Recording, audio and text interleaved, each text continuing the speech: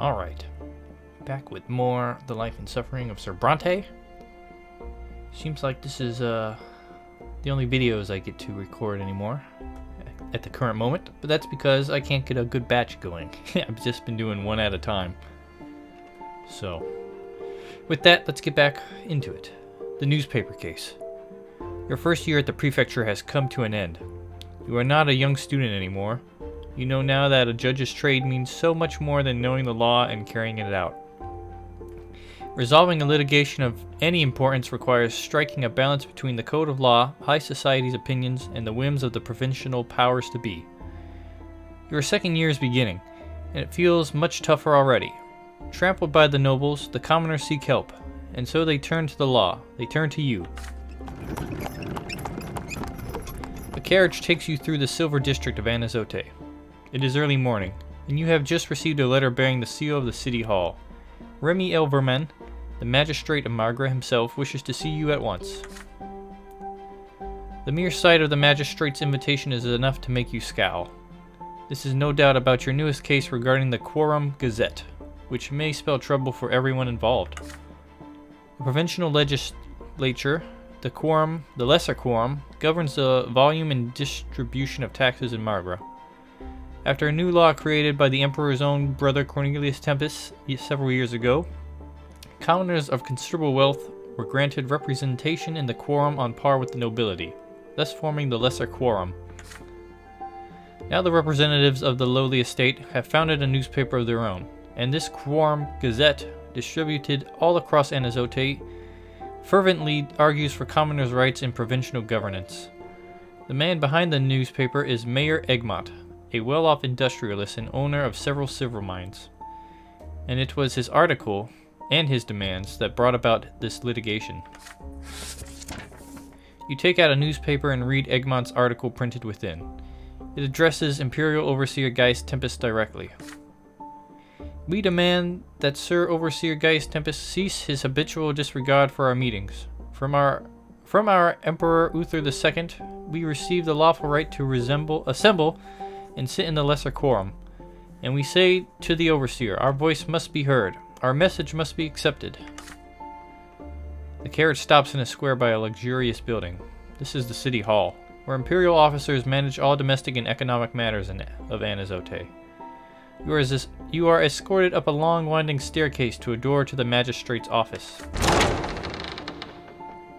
You now stand before Remy Elverman. The magistrate maintains a haughty bearing in spite of his venerable age. His face bears the sharp, proud features so common among the old aristocracy. Ah yes, Sir Judge. You are from the Brante family, I believe. I appreciate your prompt arrival. I'd rather not waste your time and get right down to business. The matter for which I called you here is urgent indeed. You are judging a case against that newspaper by the lesser quorum, are you not? I've had a torrent of complaints against it from the most venerable members of the quorum. They say Mayer Egmont has insulted Gaius Tempus, our overseer and an Archnean from the Emperor's own great dynasty, and I say they're absolutely right. The Empire gave those uppity commoners a hand in managing the province's very well-being, which is already a violation of their lowly lot. But no, that wasn't enough for them, it seems.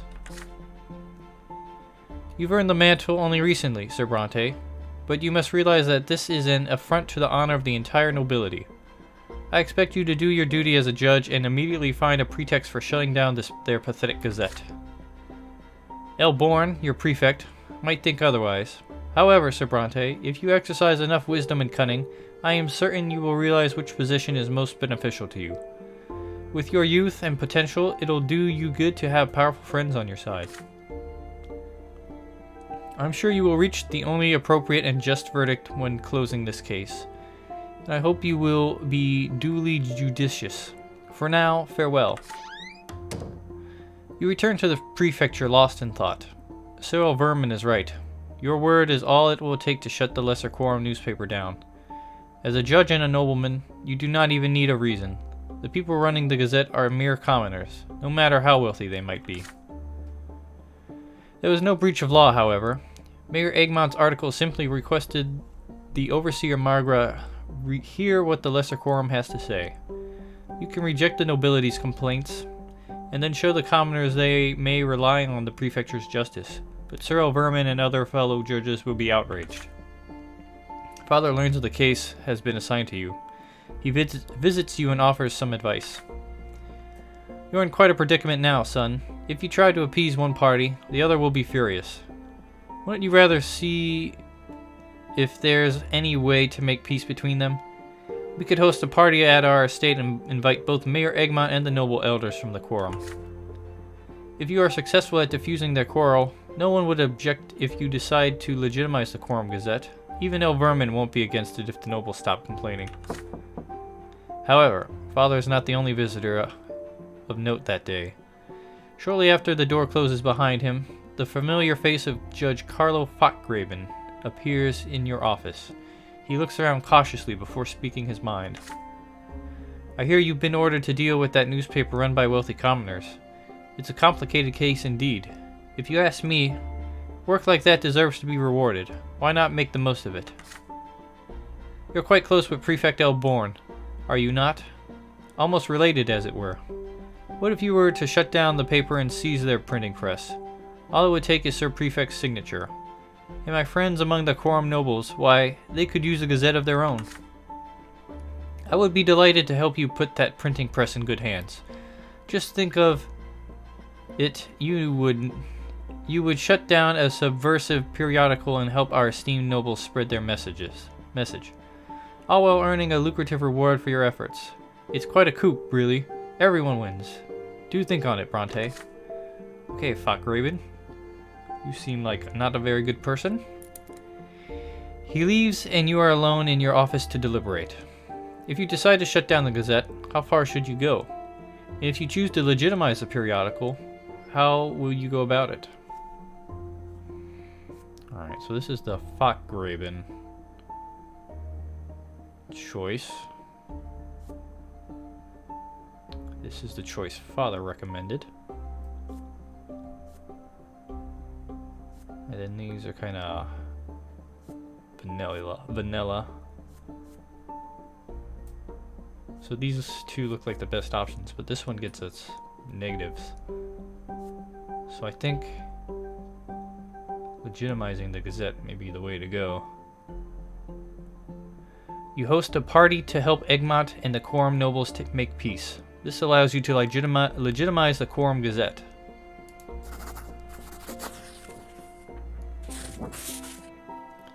You spend several days scheduling audiences, exchanging greetings, and presenting invitations to the senior nobles of Anazote.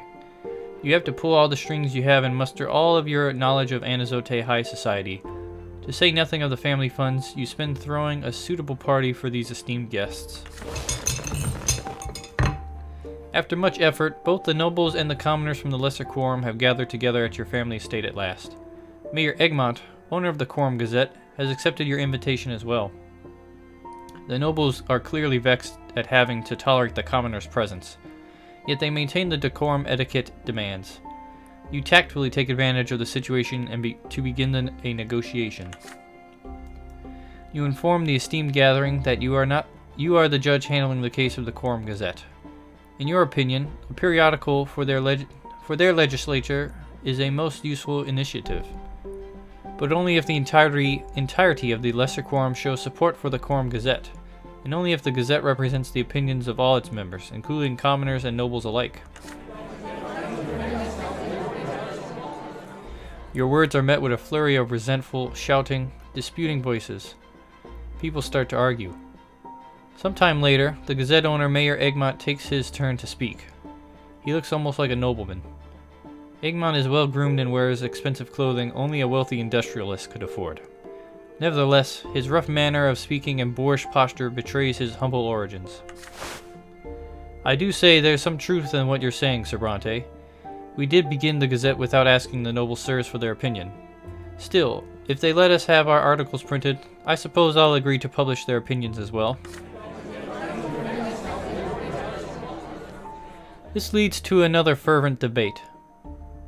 Some nobles reject sharing a periodical with the lowborn, while the more obstinate commoners of the Quorum insist they already have the right to publish the Gazette on their own. It takes you no small amount of time and negotiation to bring both sides to an agreement. It's settled then. As the owner of the Quorum Gazette, I pronounce it the official and legitimate newsletter of the Lesser Quorum, and the noble sirs are invited to publish their articles on the state of affairs in our province. Industrialists and merchants surround you and shower you with praise at your as a skillful negotiator. Tonight, you defended more than a newspaper. You stood up for the entire common estate of your province. Father keeps his distance from most of the party, but once matters are settled, he pats you on the shoulder. Excellent work, son. You chose the path of justice while staying on the good side with the powerful nobility. Even Magistrate El Vermin won't hold this against you. Your career at the prefecture will surely flourish. Let's just hope your notoriety as a protector of the common folk won't harm you in the future. The night is over. One by one, the esteemed guests leave the Brante estate, the family home you know so well. You never thought the affairs of the entire province would one day be decided within these familiar walls.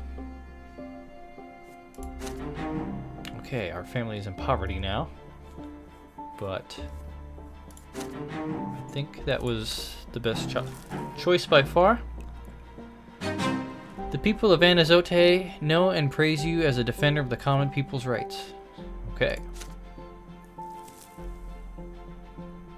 I guess there's that too. The Call of the Ancestors. Today is a big day for the Brante family. The day your family line started. The day when you remember all your ancestors. Tonight, everyone who bears the name Brante must descend into the family crypt to keep vigil by the tombs. This is the time to surrender yourself to your ancestors and hear their will. The entire family prepares for this event in silence. Stephen has been choosing his apparel since morning, praying anxiously under his breath for all the while. The heir has a special place in the family vigil. Even Mother is planning to go with you, though Father tries to talk her out of it. Lydia, I beg of you, stay home. You are far too weak for an all-night vigil in the crypt. Gloria, would you be so kind as to stay with your mother since you cannot, join us anyway? Gloria answers in a muffled voice. As you wish, Sir Robert. The late Sir Gregor would only be enraged to see Mother there. We all remember how their last encounter ended. Father nods curtly, avoiding Gloria's gaze. But at the moment your attention is drawn to a noise in the foyer. Nathan staggers through the door, stumbling over his own feet. He reeks of cheap wine and filth. I'm not, late, am I? Everyone gazes at him in consternation. Nathan almost falls into Mother's and Gloria's arms. Distressed, they fuss over him. Stephen eyes his younger brother coldly. I expect nothing more of you, Nathan. Why even speak of duty to your family when you can't even manage to live by the commoner's lot? Go lie down in the pantry and stay out of our sight. Father, Angelo, it's time, let's go. Alongside Father and Stephen, you descend into the family crypt. You cannot help but remember paying your last respects to your grandfather 9 years ago. You light the lamps. Dim, eerie flames illuminate the shrine. In the middle of it stands a magnificent stone tomb containing the long-decayed remains of Gregor Brante. You take your place among the crypt and kneel. The all-night vigil has begun. At first, your ancestors remain silent. Each of you is left with their own thoughts. Then a low murmur passes around you. The shadows in the corner of the room deepen.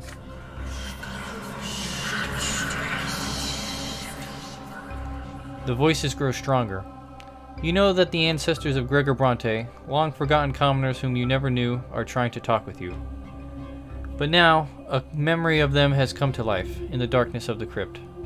They are pleading for something, demanding it of you, calling out to you, screaming. Finally, you all hear that painfully familiar, deep, imperious voice echo from the far end of the chamber.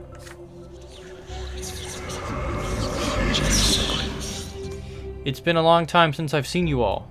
I hope you bear good tidings. All this time, I've been waiting for you to fulfill my mission. Remember, as long as I am in your blood, I will give you no peace. I did not have my family ennobled just to see our line cut short. Our blood tide must join the grand flow of the Empire. and then each of my descendants will inherit nobility forever and ever. But I do not see any of you before my tomb. Where are you hiding? Where is the head of our family, the man who will speak to me? Where is the man who will heed my will? Father rises from his knees and makes his way towards grandfather's stone tomb, the source of the booming voice. But Stephen suddenly pushes him out of the way.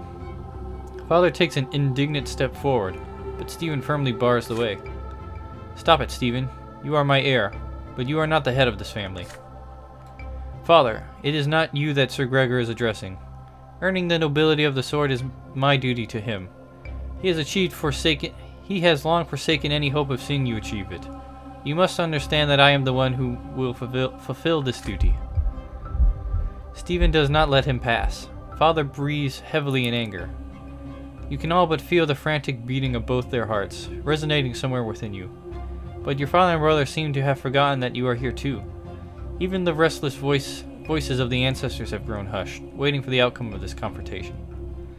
Okay, interesting. So we can talk to the dead in this world too, by the way. So side with Father, support Stephen, or step forward yourself. Ooh, how interesting. Let's get one thing straight. There's no way we're supporting Stephen. So it'll either be Father, or it'll be myself, which I kind of like the idea of. Why not? You know, I'm part of this family too. I'm making the deals here, helping the newspapers. You are entitled to speak to your ancestor. Step forward yourself. I think our choices have allowed this to happen. While Stephen blocks your father's way, you step forward yourself. Now they are both trying to stop you, but you are already loudly addressing the spirit of Sir Gregor. Sir Angelo of the Brontes is the man who will speak to him. Well, well. Look who we have here. It's Angelo himself, a recent nobleman of the mantle and a judge. I must admit, grandson, it has always been my belief that you would not be satisfied by the commoner's lot, even when I punished you for your escapades. But are you up to your old tricks again? Do you truly imagine yourself to be the head of the family? What about my spineless son and his rightful heir, Stephen? Or are you planning to take his place? You look over your shoulder. Father has covered his face with his hands, flustered. Stephen is clenching his fists angrily and whispering something under his breath. Since you have been so bold as to speak to me, you will hear my will, Angelo. Dead though I may be, my will still lives, and you are all the embodiment of it in the realm of the living. Earning the nobility of the sword is the great cause of anyone who bears the name of Brante. Your duty by blood is to earn us a place in eternity, just as it is my duty to look out for you even from beyond the grave. Your father's follies have become a veritable threat, and I must help you overcome it. You still cater to those fondlings, Lydia and Gloria, risking a permanent blemish upon the Brante name, my name. You are but a step away from leading our family to shame and ruin. Your grandfather's authoritative speech is suddenly interrupted by your father. No, Father, this is impossible. Even if I must defy your will, I am responsible for Gloria. My honor and my conscience will not allow me to do what you demand. You must accept this, or keep on fighting me for all eternity. It is not you that I am speaking to, Robert. Angelo, take the family cause into your hands. Do not take after your father. Do not shy away from taking responsibility for your actions. Do what must be done. Cleanse our family of wickedness. You do not have time to respond. Stephen's strong arm hurls you to one side. But when your elder brother addresses grandfather instead of you, he is shaking. Sir Gregor, Angelo must be out of his mind. I am the heir here. I am ready to heed your will. You have heard it, Stephen, and do not let anyone usurp your rightful place again. Otherwise you will lose your very birthright. Stephen answers his ancestor in a strained voice. I will do my duty to my family, Sir Gregor. Whatever the price, I will pay it. crypt is completely silent once more. The spirit of Gregor Brante has left. You are alone again. You see tears glistening on Stephen's face. Without a sound, he detaches himself from you and leaves the crypt. Your father casts a disdainful glance at you and follows him up the stairs. You are left in the semi-darkness, alone with the invisible spirits of the dead that follow your family everywhere, even from oblivion. Whether the will of your deceased grandfather may be, you have proven before your ancestors that you have the right to hear it on behalf of the Brante family. The vigil is over.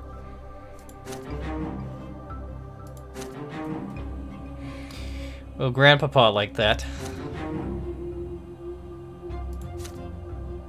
We'll see how much he can do for us. Being dead at all.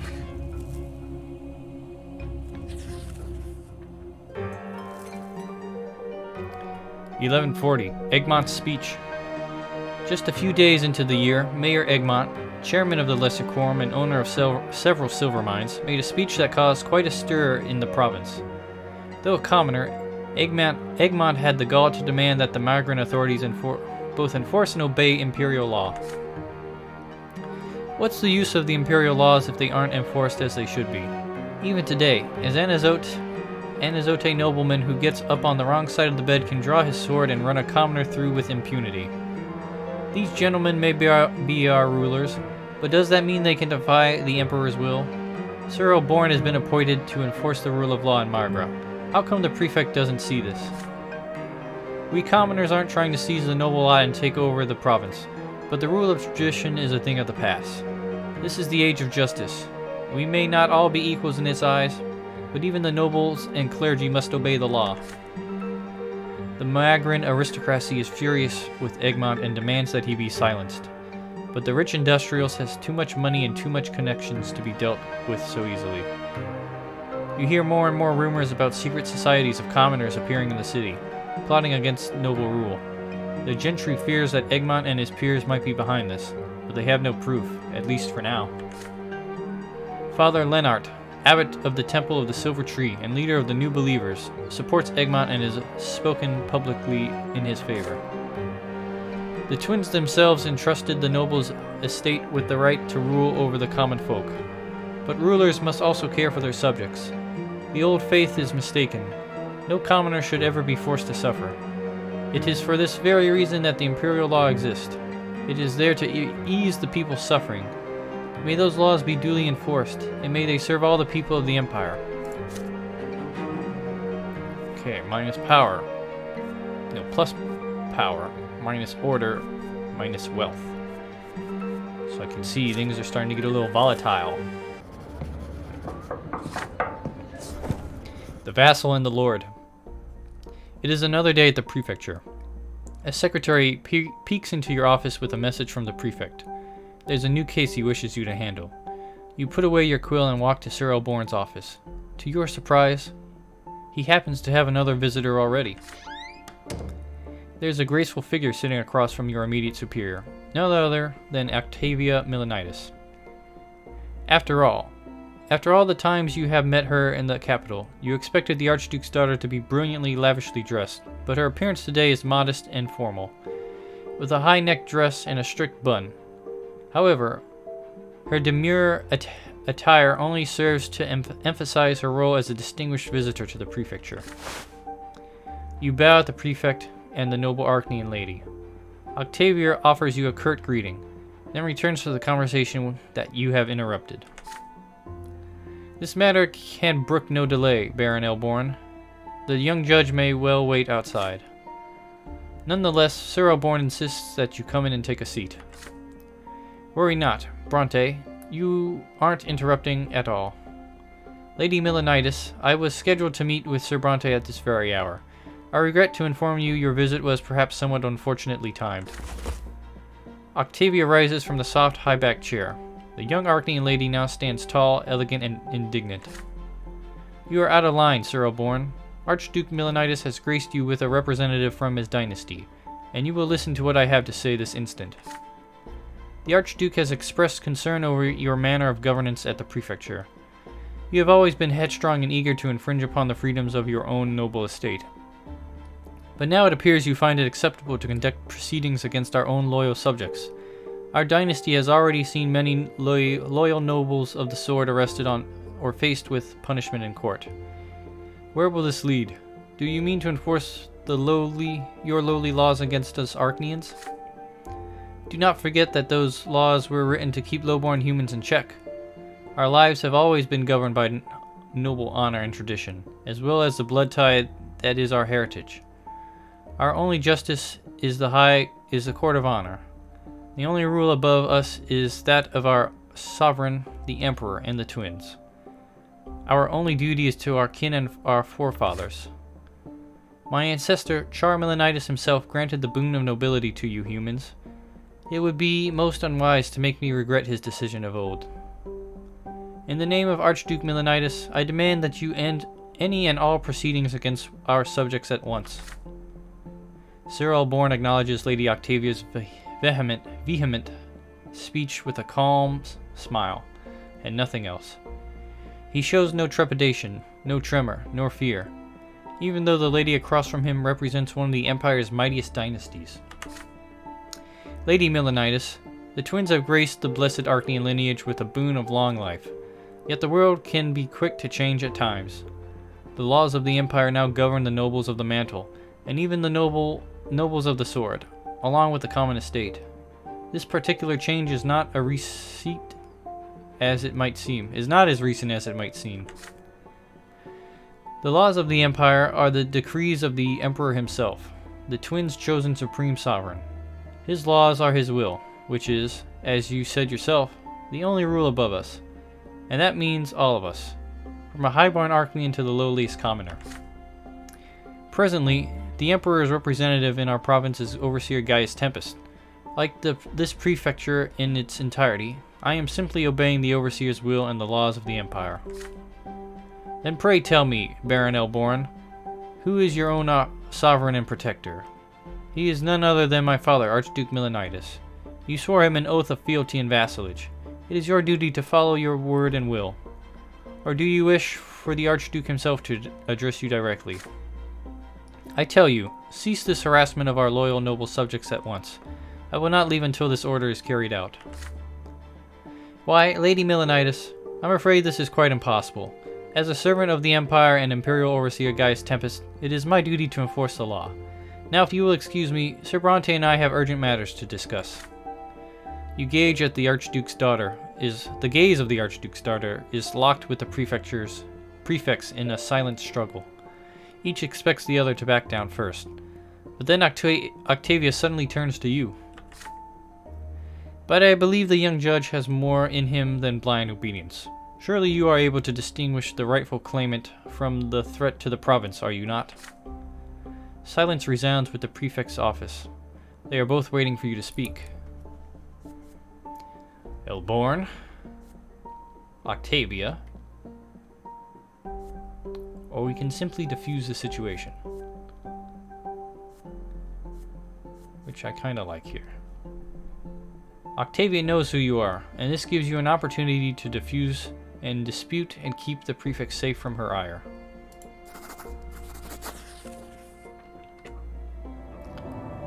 You have Lady Octavia's attention now. She may not have shown it in Sir Elborn's presence, but she remembers you from the capital quite well. Skillfully, you take advantage of this connection to reduce the tension. You start by reaffirming her position. Truly, the Archduke has every right to look after his noble subjects.